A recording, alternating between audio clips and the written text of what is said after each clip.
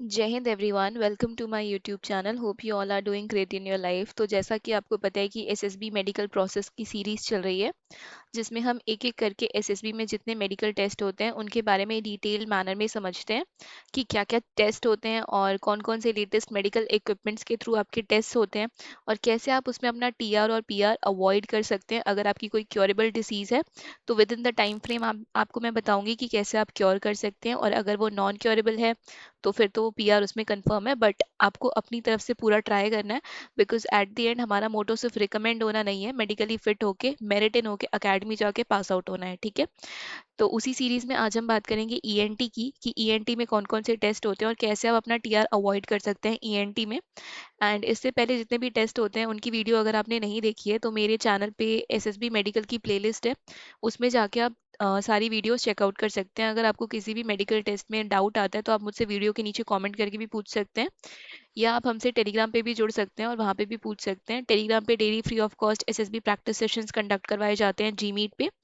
तो अगर आप इंडिया के किसी भी कोने में हैं तो आप अपने फ़ोन से बैठ के सिंपल गूगल मीट का लिंक आएगा, आप वो ज्वाइन कर सकते हैं। आपके साथ बाकी कैंडिडेट्स भी होंगे और वहाँ पे डेली प्रैक्टिस होती है सारे टास्क की, चाहे वो ग्रुप डिस्कशन हो, पीपीटीटी हो, लेक्चरेट हो, है ना। और आपको सेम डे फीडबैक भी मिल जाएगा। आप हमें फेसबुक और इंस्टाग्राम पे भी फॉलो कर सकते हैं, लिंक नीचे डिस्क्रिप्शन बॉक्स में है।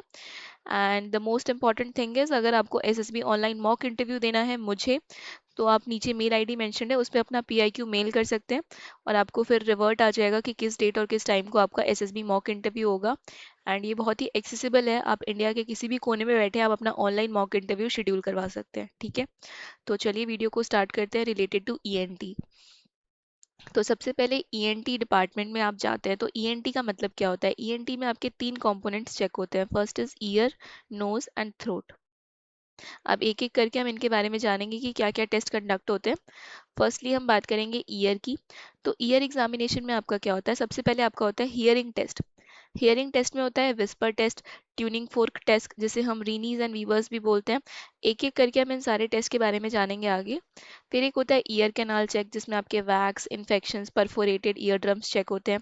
फिर एक होता है बैलेंस चेक, जिसमें आपकी इनर ईयर के इफेक्ट बैलेंस चेक की जाते हैं। ठीक है, आपको किसी भी टेस्ट के बारे में डिटेल्ड एनालिसिस नहीं करनी है, हम मेडिकल के स्टूडेंट्स नहीं हैं। ठीक है, हमें बस पता होना चाहिए कि ये टेस्ट कैसे कंडक्ट करवाया जाता है और क्यों कंडक्ट करवाया जाता है, सो दैट अगर आपकी इस टेस्ट में कोई प्रॉब्लम आती है तो आप पहले से ही अवेयर रहें, आप उसकी प्रैक्टिस कर लें, सो दैट आपका टीआर ना आए इसमें। एंड अगर वो परमानेंट प्रॉब्लम है, मेजर प्रॉब्लम है, फिर तो उसमें पीआर मिल सकता है आपको। ठीक है, तो अब मैं बताऊंगी आपको हियरिंग टेस्ट कैसे कंडक्ट होता है, और ये मैं आपको अपने पर्सनल एक्सपीरियंस से बताऊंगी जो मैंने मेडिकल प्रोसेस अंडरगो किया है आर्मी, एयरफोर्स एंड नेवी के लिए। जो आपके लेटेस्ट इक्विपमेंट्स आ गए हैं, मेडिकल इंस्ट्रूमेंट्स आ गए हैं, तो पहले क्या होता था ना, कैंडिडेट्स को लगता था कि आप जब रिकमेंड हो जाते हैं तो मेडिकल तो ऐसे ही हो जाता है, बट फौज का मेडिकल ऐसे नहीं होता है, आपको भी पता होगा। आपके हेड से लेके टो तक एक एक बॉडी पार्ट बिल्कुल डिटेल मैनर में चेक होता है, और आप किसी भी डॉक्टर को बेवकूफ़ नहीं बना सकते हैं। बिकॉज आजकल एआई इंस्ट्रूमेंट्स आ गए हैं, है ना, बिल्कुल लेटेस्ट टेक्नोलॉजी के मेडिकल इंस्ट्रूमेंट्स आ गए हैं जो बहुत ही एक्यूरेसी के साथ रिजल्ट बताते हैं, तो एरर होने के चांसेस बहुत ही ज़्यादा कम होते हैं। ठीक है, तो विस्पर टेस्ट कैसे कंडक्ट किया जाता है, जो डॉक्टर होती हैं ईएनटी वाली, वो कुछ डिस्टेंस से आपको कुछ वर्ड बोल सकती हैं, कुछ नंबर विस्पर कर सकती हैं। और एक होता है मेडिकल असिस्टेंट। ठीक है, आप बैक साइड फेस करके खड़े रहते हैं, आप पीछे की तरफ खड़े रहेंगे और आपका जो बैक होगा वो फेस की तरफ होगा डॉक्टर के, और आपके पीठ के पीछे से डॉक्टर कुछ डिस्टेंस पे खड़ी होगी। ठीक है, और वो कुछ नंबर बोलेंगी, कुछ कुछ वर्ड्स बोल सकती हैं वो। और एक मेडिकल असिस्टेंट होंगे, वो आपके एक ईयर को ब्लॉक करेंगे, एक कार्ड से, छोटा सा कार्ड होता है, वो रब करते रहेंगे उस कार्ड को। तो जो आपका ईयर ओपन होगा उस ईयर से आपको सुनना है अच्छे से, और आपको बताना है कि डॉक्टर ने क्या विस्पर किया, कौन सा वर्ड बोला, कौन से नंबर बोले।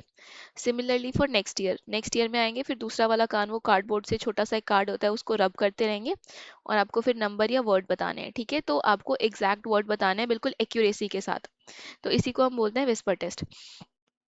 Next is tuning fork test, जिसे हम रीनीज एंड वीबर्स टेस्ट भी बोलते हैं। ये क्या करते हैं, आपके ईयर के बोन्स चेक करते हैं, air conduction of sound check करते हैं कि सारी चीज़ें ठीक है या नहीं, आपके इनर जो बोन्स हैं वो सही है या नहीं। फिर एक होता है आपका ईयर कैनाल चेक, इसमें क्या करते हैं डॉक्टर्स जो होते हैं वैक्स देखते हैं। इन्फेक्शंस देखते हैं और ईयर ड्रम देखते हैं कि आप सही से सुन पा रहे हैं या नहीं सुन पा रहे हैं। अच्छा, एक चीज़ और मैं बता दूं वैक्स के लिए, जो मैंने पर्सनल एक्सपीरियंस किया है जो बाकी कैंडिडेट्स थे मेडिकल में मेरे साथ, तो उसमें वैक्स के लिए भी लोगों को टीआर मिलता है। ठीक है, तो आप मेक श्योर कीजिए कि आप एसएसबी मेडिकल से पहले अपने ईयर वैक्स को क्लीन करके जाएं। वैक्स ज़्यादा भी नहीं बनना चाहिए, बहुत ज़्यादा और बहुत कम भी नहीं बनना चाहिए। ठीक है, लेकिन आपके कान साफ होने चाहिए। एटलीस्ट वो डॉक्टर जो है ईएनटी वाली, वो देख पाए अंदर कि हाँ आपके ईयर में सब कुछ नॉर्मल है या नहीं है। आपको कोई इन्फेक्शन नहीं होना चाहिए। बहुत सारे लोगों को टॉन्सिल हो जाता है उस टाइम पे, तो वो भी एक टीआर के इफेक्ट है। ठीक है, टीआर मिलेगा उसमें। फिर आपके ईयर ड्रम्स चेक होते हैं, जिन्हें हम कानों का पर्दा बोलते हैं, कि आपका कुछ सब कुछ सही है ना, आपको सही से सुनाई तो देता है सब कुछ। देन फिर एक होता है आपका बैलेंस चेक। बैलेंस चेक में क्या होता है, since inner ear controls balance, they check for vertigo और डिजीनेस। आपको पता होगा जब आपके ईयर में ज़्यादा वैक्स बनने लगता है तो आपको चक्कर आते हैं, डिजीनेस होती है। तो इसीलिए हमेशा डॉक्टर रिकमेंड करते हैं कि आप अपना ईयर क्लीन करें टाइम टू टाइम। ठीक है, तो वही चीज़ होती है कि जो आपके इनर ईयर होते हैं वो अपना एक इंस्ट्रूमेंट टॉर्च टाइप लगा के देखेंगे कि आपके इनर ईयर में हर चीज़ सही है या नहीं है। तो ये कुछ टेस्ट होते हैं ईयर से रिलेटेड। ठीक है, तो यहाँ पे मेजर चीज़ जो आपको अवॉइड करनी है एसएसबी के टाइम पे, आपको कुछ ठंडा ज़्यादा नहीं खाना है कि आप टॉन्सिल ही करवा लें। वैक्स ज़्यादा नहीं बनना चाहिए, है ना। ईयर ड्रम्स वगैरह आपके नॉर्मल होने चाहिए, आपके ईयर्स जो है वो क्लीन होने चाहिए। Next is knows. नोज के बारे में हम जानेंगे कि कैसे आपका नोज में टेस्ट कंडक्ट करवाया जाता है। तो सबसे पहले होता है नोज एग्जामिनेशन में सेप्टम चेक। सेप्टम चेक में होता है आपका डीएनएस। ये बहुत ही इंपॉर्टेंट फैक्टर है गाइस। अगर आपको डीएनएस है तो आपको टीआर मिलेगा और आपको इसमें पीआर भी मिल सकता है। तो मेक श्योर कीजिए कि आप इसका ऑपरेशन पहले से ही करवा के जाएं, बिकॉज अगर आपकी सर्जरी होती है तो उसमें भी फिर आपको 1 साल का टाइम गैप देना होता है, 1 साल का वेटिंग पीरियड होता है। ठीक है, तो अगर आपको किसी भी डेविएटेड नसल सेप्टम है, जिनकी नाक थोड़ी सी टेढ़ी होती है या नाक की हड्डी थोड़ी सी उठी हुई होती है, उसे हम बोलते हैं डीएनएस। ये एक कॉमन रिजेक्शन का कॉज है। ठीक है, ये मतलब इसमें तो आप क्लियर नहीं कर पाएंगे डीएनएस। बहुत ही कम लोगों को डीएनएस का इसमें कॉल आता है। अगर आपकी बोन थोड़ी सी टिल्ट है या थोड़ी सी उठी हुई है, अगर आपकी नाक की हड्डी टेढ़ी है बिल्कुल ही, तो फिर उसमें आपको टीआर मिल सकता है और डिपेंडिंग ऑन डॉक्टर फिर आपको पीआर भी मिल सकता है एएमबी में। तो मेक श्योर कीजिए कि अगर आपको डीएनएस है तो आप इसका ऑपरेशन पहले से ही करवा के जाएं। मैं एक सेपरेट वीडियो बनाऊंगी डीएनएस और लेसिक सर्जरी से रिलेटेड। ठीक है, तो प्लीज़ आप इस चैनल को सब्सक्राइब करके जाएं, आपको आगे वीडियोस बहुत ही इन्फॉर्मेटिव मिलेंगी। यूट्यूब पे बहुत सारे चैनल्स अवेलेबल हैं जो एसएसबी के लिए बने हैं, बट आपको व्यूज़ पे नहीं जाना है, आपको सब्सक्राइबर काउंट पे नहीं जाना है।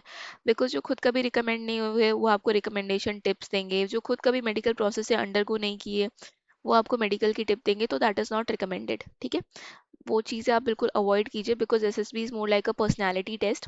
एंड एसएसबी में जो मेडिकल होता है वो तभी होता है जब आप एसएसबी में रिकमेंड होते हैं। तो रिकमेंड होने के लिए आपके पास डे 1 से लेकर डे 5 तक जितने भी टास्क होते हैं उनकी एक क्लियर अंडरस्टैंडिंग होनी चाहिए। तो उसी के लिए मेरे चैनल पे एक एसएसबी की प्लेलिस्ट है जहाँ पे मैंने डे 1 से जितने भी टास्क होते हैं सारे सीरीज में अपलोड कर रखे हैं। तो आपको कोई भी डाउट नहीं होगा। मैंने हर चीज़ बिल्कुल बेसिक से एक्सप्लेन की है, कॉल अप लेटर से एक्सप्लेन की है, अपेंडिक्स एक्सप्लेन किया है। लिंक आपको नीचे डिस्क्रिप्शन बॉक्स में मिल जाएगा, वहाँ से जाके आप चेकआउट कर सकते हैं। तो मेक श्योर कीजिए कि आप एसएसबी प्लेलिस्ट देखने के बाद ही एसएसबी मेडिकल प्रोसेस की प्लेलिस्ट देखें। ठीक है, बिकॉज यहाँ पे रिकमेंड होंगे तभी आप मेडिकल प्रोसेस में आएंगे। ठीक है, फिर एक होता है आपका ब्रीथिंग पैसेज। वो आपके blockage, polyps, chronic sinus check करता है। अगर आपको साइनस है तब भी आपको टीआर मिलेगा। ठीक है, अगर आपको कोल्ड हो रखा है उस टाइम पे तो फिर डॉक्टर आपके नोज में क्लियरली देख नहीं पाएंगी, तो फिर आपको ब्लॉकेज मिलेगा, वहाँ पे एक रिजेक्शन मिलेगा। फिर एक स्मेल टेस्ट होता है, एबिलिटी टू डिटेक्ट ऑर्डर्स। तो ये कुछ नोज एग्जामिनेशन होते हैं। ठीक है, इनके अलावा भी डॉक्टर आपके नोज में कुछ कुछ चीज़ें चेक कर सकती हैं। अगर आपको उन्हें कुछ स्पेसिफिक चीज़ें टेस्ट करनी होती हैं आप में, तो वो भी वो चेक कर सकती हैं। बट नोज में आपको बेसिकली ध्यान ये रखना है कि आपको डीएनएस नहीं होना चाहिए और आपको साइनस नहीं होना चाहिए। अच्छा, तो मैंने नोज एग्जामिनेशन के लिए आपको सेप्टम चेक बता दिया कि डीएनएस तो आपको परमानेंट रिजेक्शन की तरफ लीड कर सकता है। पैसेज आपका ब्लॉक नहीं होना चाहिए, बिल्कुल भी साइनस वगैरह की प्रॉब्लम नहीं होनी चाहिए, स्मेल टेस्ट होना चाहिए। तो बेसिकली ये 3 चीज़ें टेस्ट होती है नोज में। नेक्स्ट हम बात करेंगे थ्रोट। थ्रोट एग्जामिनेशन क्या होता है, टॉन्सिल्स। अगर आपको टॉन्सिल्स हैं या आपके फेरेनेक्स हैं, इन लार्ज टॉन्सिल्स है या क्रॉनिक थ्रोट इन्फेक्शन है, तो आपको फिर टीआर मिल सकता है।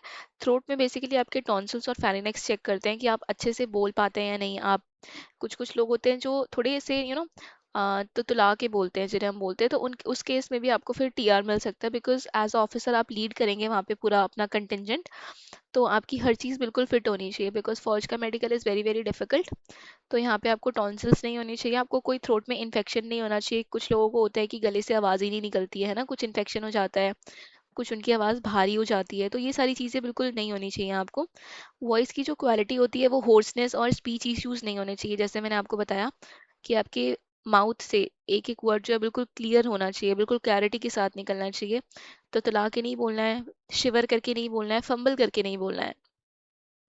फिर एक एयरवे चेक होता है, एनी ऑब्स्ट्रक्शंस अफेक्टिंग ब्रीथिंग, ठीक है। तो ये सारी चीज़ें आपकी चेक होती हैं थ्रोट एग्जामिनेशन में। बता ही दिया मैंने आपको। थ्रोट में टॉन्सिल्स फाइनेक्स के लिए क्या क्या चेक होता है, इनलार्ज टॉन्सिल्स चेक होते हैं, इन्फेक्शंस चेक होते हैं, वॉइस क्वालिटी में आपके स्पीच इश्यूज चेक होते हैं और एयरवे चेक होता है। तो ये सारी चीज़ें हैं ईएनटी डिपार्टमेंट में, ठीक है। तो ईएनटी में जो कॉमन इश्यूज होते हैं जो टेम्पररी या परमानेंट रिजेक्शन की तरफ लीड करते हैं, that is impacted ear wax में, जो मैंने आपको स्टार्टिंग में ही बताया, आपको अपने ईयर को क्लीन करके जाना है। वैक्स तो बिल्कुल ही हटा के जाना है, ठीक है। जिस हद तक आप क्लियर कर सकते हैं उस हद तक कीजिए। ऐसा भी नहीं होना चाहिए कि आप ईयर वैक्स पूरा ही बिल्कुल अंदर तक साफ करने लग जाए और आपका ईयर स्वेल हो जाए, है ना। तो बिल्कुल लिमिट में कीजिए, हर चीज़ जहाँ तक आप कर सकते हैं क्लियर रखिए, अपनी बॉडी को बिल्कुल क्लीन रखिए। डीएनएस, अगर आपको डीएनएस है तो ये परमानेंट रिजेक्शन का साइन है, आप प्लीज़ इसकी सर्जरी करवा लीजिए जल्दी से जल्दी। और सर्जरी के बाद भी आपको 1 साल का वेटिंग पीरियड होता है, बिकॉज आप सर्जरी करवाएंगे, आप बिल्कुल फ्रेश फ्रेश जाएंगे और आपका घाव बिल्कुल नया नया होगा, तो डॉक्टर को पता चल जाएगा और फिर आप रिजेक्ट हो सकते हैं वहाँ से। आपको क्रॉनिक साइनस नहीं होना चाहिए, आपके ईयर ड्रम्स जो है वो परफोरेटेड नहीं होने चाहिए, जिन्हें हम कान के पर्दे बोलते हैं, बिल्कुल साफ सुथरे होने चाहिए, अच्छे से आपको सुनाई देना चाहिए। आपको टॉन्सिल नहीं होना चाहिए और थ्रोट में एबनॉर्मलिटीज़ नहीं होनी चाहिए, कोई इन्फेक्शन नहीं होना चाहिए। तो ये कुछ कॉजेज होते हैं जो आप, जिसमें आपको ईएनटी डिपार्टमेंट में टीआर या पीआर मिल सकता है। और मैं कुछ अपनी तरफ से प्रिपरेशन टिप्स देती हूँ आपको, जो मैंने पर्सनली मेडिकल में देखे हैं बाकी कैंडिडेट्स के साथ, है ना, या अपने साथ। जो ईएनटी का जो टीआर होता है दैट इज़ वेरी डिफिकल्ट। तो आप ट्राई कीजिए कि आपका एसएमबी में ही सारी चीज़ें क्लियर हो जाएं, आप कोई भी टीआर लेके ना जाएं घर। और एसएमबी, एएमबी और आरएमबी से रिलेटेड मैंने एक वीडियो बनाई है जो मेरे चैनल पे आपको मिल जाएगी, तो मेक श्योर कीजिए कि आप उसे देखें कि अगर आपको टीआर मिलता है तो आप कैसे अपील कर सकते हैं, अगर आपको पीआर मिलता है तो कैसे अपील कर सकते हैं, ठीक है। तो उसके लिए मैंने एक ऑलरेडी डेडिकेटेड वीडियो बना दी है, लिंक आपको नीचे डिस्क्रिप्शन बॉक्स में मिल जाएगा। सबसे पहली चीज़ है, अगर आपको ईएनटी डिपार्टमेंट में ईएनटी से रिलेटेड अगर आपको कोई डाउट आता है तो get a pre medical checkup done, ठीक है, with a ENT specialist before SSB. अगर आप पूरे बॉडी का चेकअप नहीं करवा पाते हैं तो एटलीस्ट ईएनटी स्पेशलिस्ट से एक बार प्री मेडिकल चेकअप करवा के जाइए। Treat minor issues like wax removal, sinus infection early. अगर आप वैक्स नहीं रिमूव कर पा रहे हैं तो किसी डॉक्टर के पास जाइए, वो आपका ईयर क्लीन कर देंगे, ठीक है। साइनस है तो प्रॉपर उसका मेडिकेशन फॉलो कीजिए। Avoid loud music exposure before test to protect hearing. बहुत बहुत लोगों की आदत होती है कि ईयरबड्स को वो 24 आवर्स कान में लगा के रखते हैं, उससे भी आपका हियरिंग इम्पैक्ट होता है, ठीक है। तो जितना मिनिमम हो सके उतना ही आपको ईयरबड्स लगाने हैं, ईयरफोन्स लगाने हैं। ज़्यादा देर तक म्यूजिक नहीं सुनना है, लाउड म्यूजिक बिल्कुल नहीं सुनना है, बिकॉज इससे भी आपके क्या होती है, हियरिंग अफेक्ट होती है, ठीक है। फिर जो डॉक्टर वहाँ से बोलेंगे आपको सुनाई नहीं देगा, आप क्लियर बोल ही नहीं पाएंगे कि कौन सा वर्ड बोला उन्होंने, कौन सा नंबर बोला, फिर आपको टीआर मिल जाएगा। Stay hydrated and avoid throat irritants like smoking, cold drink अगर आप पीते हैं, अगर आप स्मोकिंग करते हैं तो प्लीज़ अवॉइड कीजिए। पानी अच्छे से पीजिए ताकि आपका थ्रोट जो है वो हाइड्रेटेड रहे और आप अच्छे से बोल पाएँ, आपके माउथ से एक एक वर्ड बिल्कुल क्लियर निकले, ठीक है। अब यहाँ पे हम कंक्लूजन की बात करते हैं कि reassure aspirants, most ENT issues are minor and treatable. ENT में अगर आपको कोई टीआर मिलता है तो वो ट्रीटेबल होता है और माइनर होता है, ठीक है। इरिस्पेक्टिव अगर वो आपका साइनस नहीं है, टॉन्सिल नहीं है और डीएनएस नहीं है, ठीक है। बिकॉज इन केसेस में आपको पीआर भी मिल सकता है, बट अगर छोटा मोटा इशू है वैक्स से रिलेटेड तो वो सब आपके क्लियर हो जाते हैं एएमबी में, ठीक है। अगर आपको कोई भी ईएनटी का अगर आपको टीआर मिलता है, किसी फ्रेंड को भी मिलता है, तो आपको इनकरेज करना है विद मेडिकल फिटनेस, ठीक है। कि ठीक है, टीआर सबको मिलता है किसी ना किसी डिपार्टमेंट में, बहुत कम लोग होते हैं जिनका एक ही बार में क्लियर हो जाता है हर चीज़, ठीक है। तो बिल्कुल डीमोटिवेट नहीं होना है इससे। और मेक श्योर कीजिए और ये लाइन बिल्कुल याद रखिए कि a clear ENT test means you are one step closer to wearing the uniform, ठीक है। तो अगर आपका ईएनटी टेस्ट क्लियर हो जाता है तो एक स्टेप आप और क्लोज हो जाएंगे वियर करने के लिए यूनिफॉर्म। तो ईएनटी में आपके बेसिकली मैंने आपको बता दिया, ear, nose and throat check होते हैं। तो मेक श्योर कीजिए कि ये तीनों चीज़ें, अगर आपको कोई प्रॉब्लम है तो पहले से आप क्योर करके जाएं, ठीक है। एंड आई होप आपको ये वीडियो बहुत अच्छी लगी होगी और हेल्पफुल रही होगी आपके लिए। तो thank you so much for watching this video, please subscribe to this channel and join our telegram channel. Also follow us on Facebook and Instagram. Jai Hind and all the very best for your upcoming SSB. Thank you.